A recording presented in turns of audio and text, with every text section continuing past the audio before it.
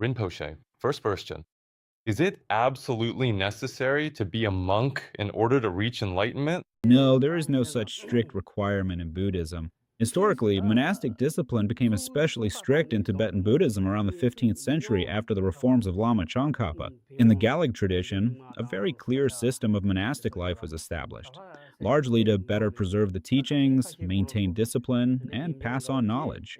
Over time, this monastic way of life influenced other schools as well. But it's important to understand monasticism is a way to preserve tradition and a certain lifestyle that supports practice.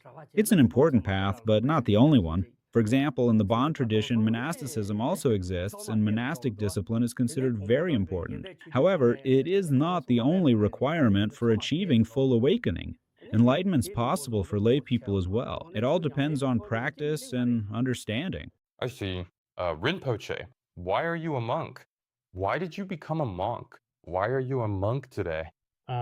Probably, the main reason is connected to an event from my youth. One night, I had a dream in which I saw my uncle, the great master Nimat Soltram Rinpoche. In the dream, I saw him coming to the place where I was living at the time. We already had a special bond, but this dream was seen as a very auspicious sign.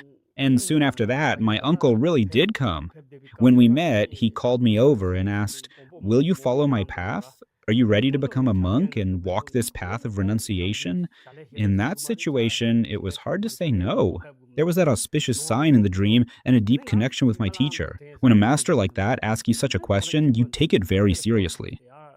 Nemat Soltrim said that first of all, I needed to ask permission from my family, from my father and all my relatives, and say goodbye to worldly life. That took some time. First, I talked to my close family members because our large family lived together.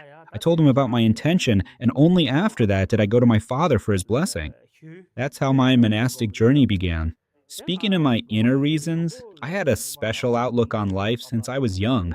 It always seemed to me that just living however things turned out, following the usual expectations, like definitely getting married, starting a family, and so on, wasn't enough for me.